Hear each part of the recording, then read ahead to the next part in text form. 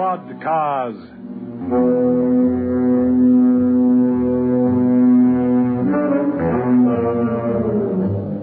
The story you're about to hear is true.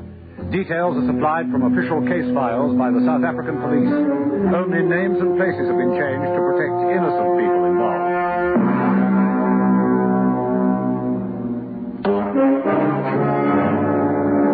Johannesburg, December the 5th, 9:17 a.m. On the second floor of the Excelsior Hotel in Bree Street, a man, Jack Goodman, walks to the ladies' bathroom. He stops outside the closed door, and from within, he hears music and splashing. Rose? Rose? Who is it? It's me, Jack. What do you want? Turn the radio down, man. I can't hear myself think. Rose! Rose, turn the wireless down, man. Stop playing the giddy goat. I've got to go out, uptown. Rose, are you all right? Rose! Morning, Jack. Morning, Basil. What's the matter? Ach, it's Rose messing me about. Please, Rose, man, I've got to go now, and I must talk to you. Oh, so help me, Basil. I'll break the store down in a minute. Rose, it's me, Basil. I don't have to replace this door. Now, come on now, Rose. Jack wants to talk to you. Is she all right in there? Yeah, man, I've spoken to her once.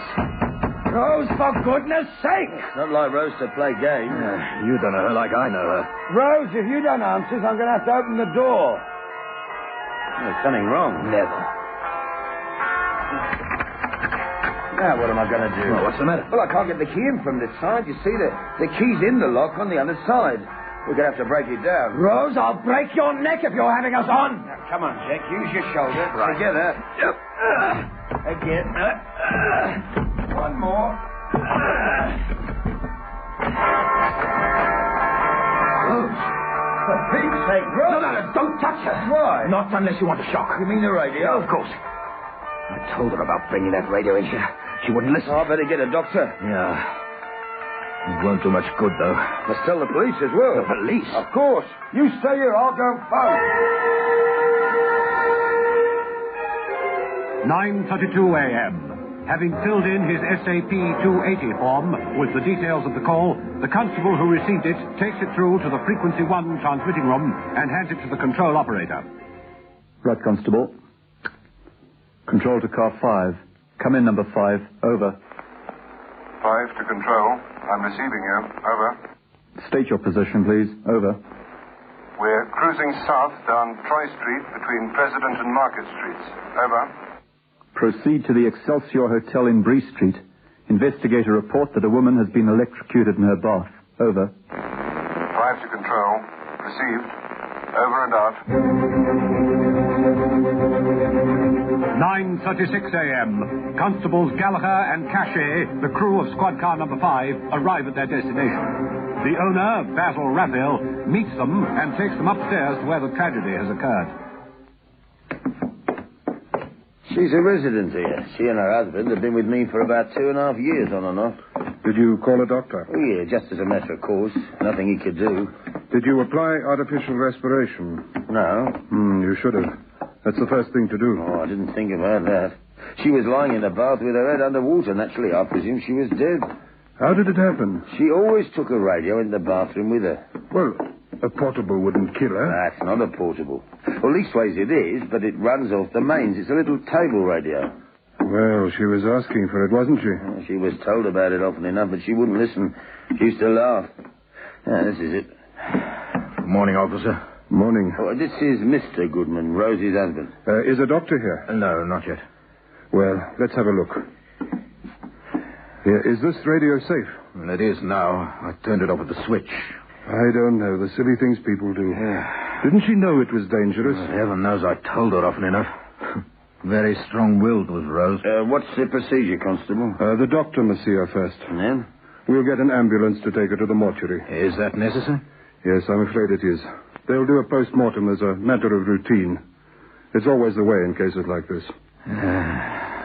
Poor Rose. We used to argue enough. Fight a bit sometimes. But I loved her. It's going to be funny without her. What's your first name, Mr. Goodman? Jack. And you're a resident at the hotel here? Yeah, that's right. Was it you who found her? Yeah. Mr. Raphael was with me. You broke the door down and she was just lying there. Yeah, that's right. The way she is now. Well, I'll go and report in. And what'll happen then? They'll send somebody from the murder squad. Murder squad? What for? Oh, purely routine, sir. Nothing to worry about. Until he arrives, the officer from the murder squad, nothing's to be touched. 10:47 a.m. Lieutenant Jacques Labuschagne arrives at the Excelsior Hotel and makes his way to the second floor, to the bathroom there. By this time, quite a crowd has collected. Good morning, sir. Good morning, Constable. Get rid of these people. Everybody who's not associated with the case. Right, sir. Come along now, please. Move along. Hello, Basil. Hello, Dick. How are you? Can't complain. Now, let's see. Mrs. Rose Goodman. Is that Jack's wife? Yeah. Ah, poor Rose. Big Rose, one of Joburg's characters. Yeah, she'll be missed. Where's Jack? He's in the bar. Said he needed a drink. How's he taking it? He seems all right. Yes, he's a tough one, that. Shame. Old Rose used to belt him, you know. Did she? Oh, she was big enough.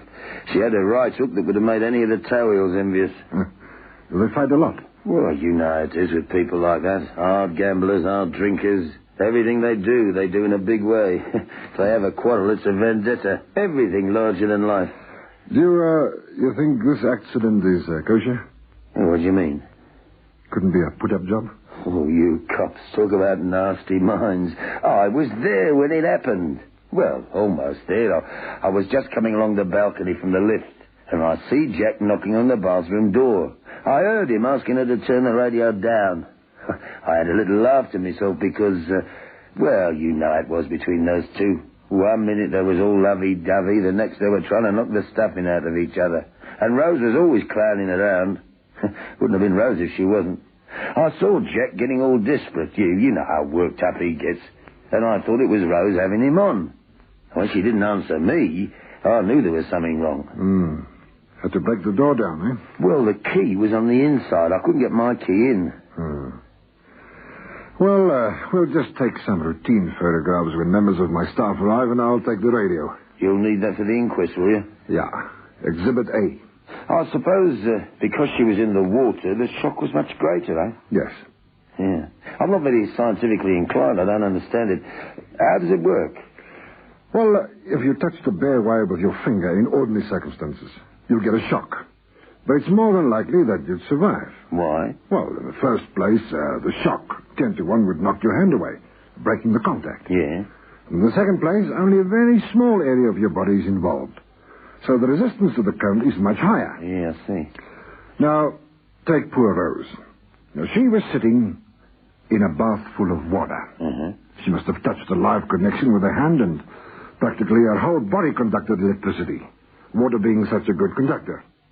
Shame. What a way to go, eh? 2:09 p.m.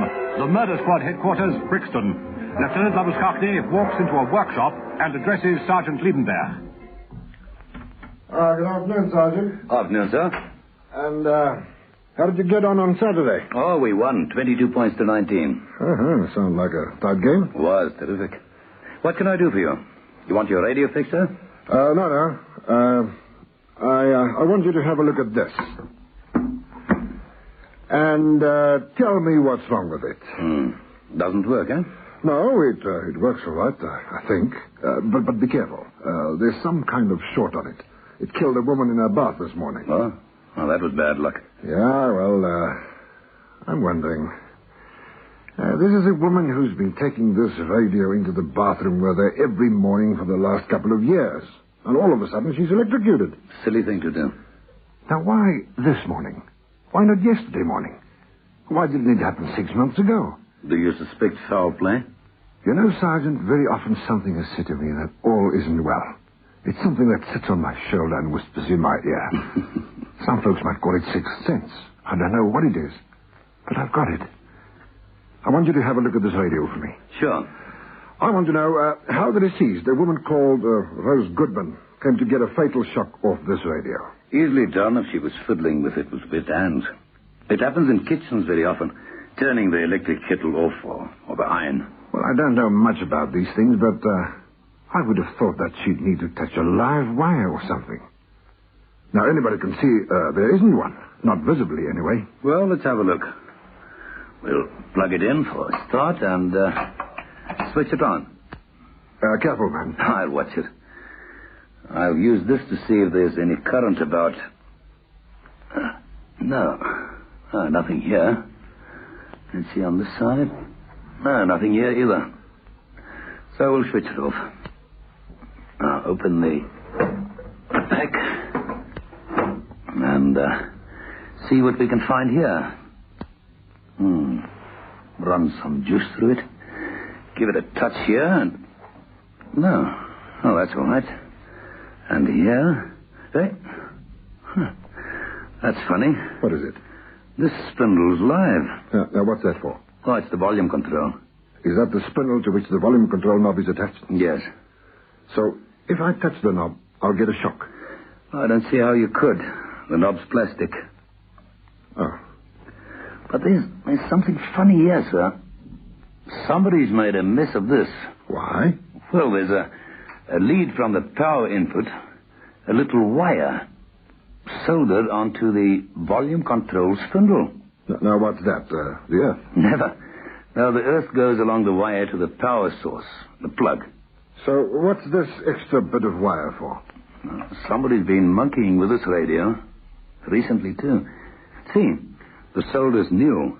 So somebody has interfered with the wiring. Correct, sir. And it's my guess that somebody wanted Rose Goodman out of the way. Do you think she was murdered, then? It certainly looks like it. 2:17 p.m. Lieutenant Lobuskakny of the murder squad and Sergeant Liebenberg are still in the workshop at headquarters, Brixton. But I don't see how. I told you, sir. You can't get a shock off the volume control knob. It's made of plastic. Plastic doesn't conduct electricity. Well, let's have a look at it. Switch it off, Sergeant. I don't want to catch a shock. Now then, let's see. Through the magnifying glass, you can see scratches on the head of the little brass screw which holds the knob into the spindle. You see? This little countersunk screw here. Yes, sir. Now, what conclusion can we draw from that, do you think? Well, I'd say this screw has been tampered with recently. Let's have another look. Yes. They're the sort of marks a screwdriver would make. A little screwdriver. The notch in the screw's damaged. They very often get like that when they're stuck and you have to exert a lot of pressure. Brass is soft, sir. It marks and bends very easily. Yes, but this notch in the screw is damaged on both sides. Now, what does that mean? That it's been unscrewed and then screwed up again, tight. Tight with a screwdriver. It's on tight, all right. Well, that's certainly something to puzzle about. I don't know what to make of it. There's been some funny business somewhere. But how? If my hand was wet and I touched that knob, and the water off my fingers filled that little cavity where the screw is, would that be enough of a contact to give me a serious shock? It might be, sir. But it wouldn't be a sure thing. No. Now, how could I make it a sure thing? Well, if that screw which secures the knob to the spindle were longer... That's it, of course. Yes, that's what happened. I'll bet you anything you like the little screw was removed, replaced by a longer screw, possibly long enough to stick out above the plastic, and then this little screw was put back again afterwards. Gee. Yeah, you've got to take your hat off to a bloke who dreamed something up like that. It's fantastic. Clever, eh? Any ideas about who did it? Not yet.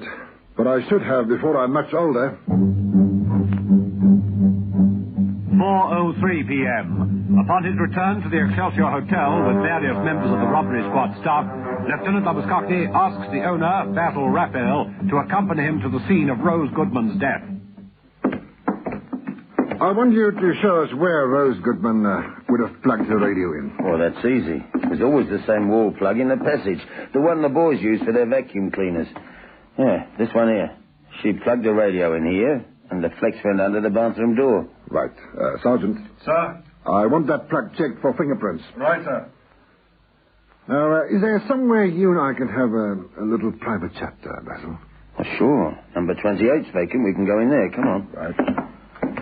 What's What's going on? Oh, I don't quite know yet. I'm hoping you can help me on that score. Me? Is this it? Oh, yeah. Yeah, there you are. Ah, thanks. Sit down. Make yourself at home. Thank you. Now, what's this all about? Who didn't get on with Rose around here? Oh, nobody. Everybody liked Rose. What is all this? I have reason to believe that Rose's death wasn't accidental. You're joking. I wish I were. That means she was murdered. I think so. But how? It's impossible. I was there when it all happened. I'd been upstairs to see how Erica was getting on, just popped in for a cup of coffee and a smoke. Yeah? Anyway, as I left the flat and came to the lift, I saw Jack knocking on the bathroom door. And I heard Rose asking who it was. You know, she said, who is it? Well, and Jack said it was him, and Rose asked him what he wanted. The wireless was going, and Jack said for her to turn the radio down because he couldn't hear her proper. Ah. Did you talk after that? No, but I mean, well, how can it be murder? She was locked in the bathroom all by herself. I can vouch for that. You were a nice, convenient witness, weren't you? Well, I just happened to be there at that time. Rose and Jack, have they quarreled a lot lately? No more than usual. They always quarreled. Anything in particular just lately? Now, look, I don't want to make any trouble for anybody. Just tell me what you know, Basil. I'll be the judge of that. Well, about 2 weeks ago, we got a new resident. She's a fleshy blonde divorcee. Until lately, she was knocking about with a boxing promoter. Anyway, he kicked her out, and she come here to stay. And she and Jack have taken a shine to each other. Yeah. And what was Rose's reaction to that? Oh, she was just jealous at first. She made a crack here and dropped a remark there, but it didn't look serious. And then last week, Jack and Rose had a scrap. It was late at night. Well, after closing time.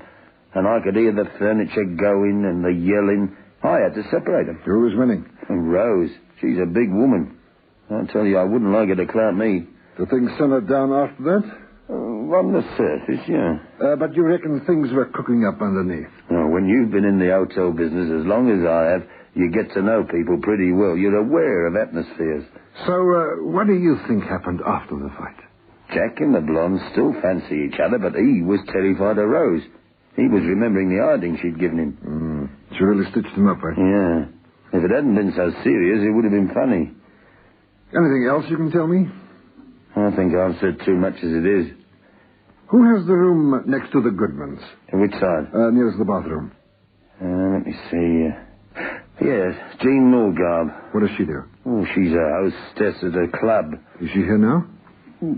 Sure to be. Good. I think I'd like a little chat with, by the way, is she Mrs. or Miss? She's another divorcee. Right. If you'll show me a room. And I'd like to have a word with you, Mrs. Norgard. Sure. Well, you won't be needing me for a little while then, eh? Thanks, Basil. I'll be downstairs if you want me. Right. Now then, Mrs. Norgard. What do you want to know? What time were you up and about this morning? Oh, early. Well, early for me, that is. About 8.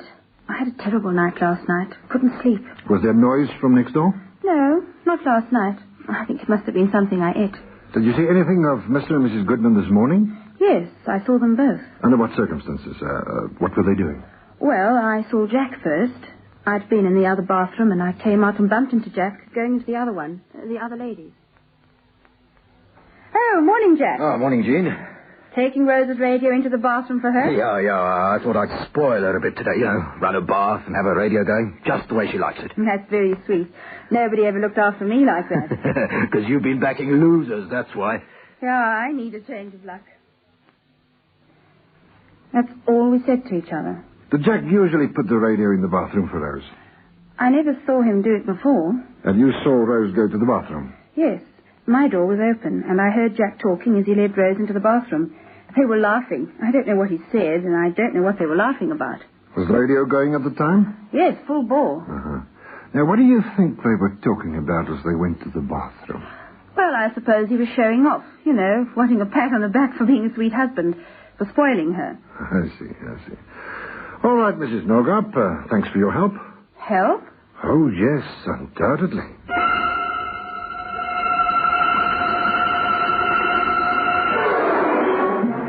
Sorry to bother you again, Basil. No, it's all right. But there's something else I need to know from you.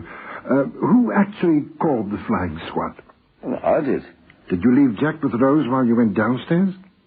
Yes. The radio was still going after you'd broken down the door? Yeah, that's right. Mm-hmm. Now, Basil, I want you to think very carefully. Remember just the way it was. When you went back upstairs to the bathroom, having phoned the flying squad, was the radio on or off? It was off.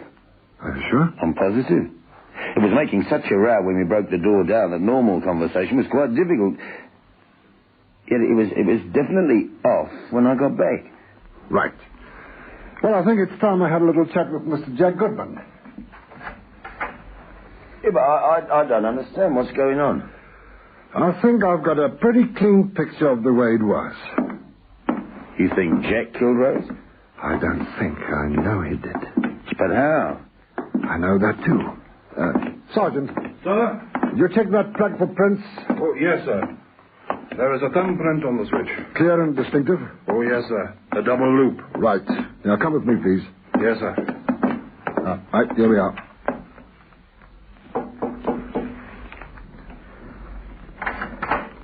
Mr. Jack Goodman? Yes? I want a word with you. But you sit down there. There are one or two questions you have to answer, and there are one or two things I have to find. Now, wait a minute. Sit down. Sergeant, take his fingerprints. Right, sir. Now, listen, you can't come barging in I here. know my rights, Mr. Goodman. What were you before you became a professional gambler? I did a lot of things. I was a clothing salesman. I was in the furniture business. Did you ever run a radio repair shop? No. Did you work in one? Now, just be careful what you say, because we can always check your answers. Well, for a little while, when I was a kid, I helped my Uncle Avey. He had a small electrician's business. Now, what are you doing looking in there? Sit down. Ah, and what have we here? Small screwdriver, flex, solder, soldering iron, and most important of all, one small brass screw. This is what killed your wife. Don't talk rubbish, man. Yes, it is, and I can prove it. I'm sure this little screw will fit the plastic knob in your wife's radio. I'm also sure that when I try it, it'll be too long. In other words, the head will protrude above the surface of the knob. It screws onto the volume control spindle, which someone, you, made live by soldering a piece of wire to it from the main electricity supply. You're out of your mind. That may be so, but I'm sure I'm right. You wanted Rose out of the way so that you'd be free to play with your blonde girlfriend. You were afraid of Rose because physically she was capable of giving you a hiding. I've got to hand it to you. The imagination you used to get rid of Rose was worthy of Agatha Christie. You rigged the radio with a long screw. You put it in the bathroom, switch it on. And that meant that the volume control was live. You set it at the level your wife normally had it playing, and when you were sure that she was in the bath and that there was somebody about who would see you knocking on the door, you called to your wife and asked her to turn the radio down under the pretext that you couldn't hear what she was saying. When your wife was dead and you had broken into the bathroom and Basil Raphael went downstairs to dial 30, you switched the current off at the wall plug, unscrewed the long brass screw, this one here, and put back the original short grub screw. Very cunning. You almost got away with it. You might have, if it hadn't been for that little something that sits on my shoulder and whispers in my ear.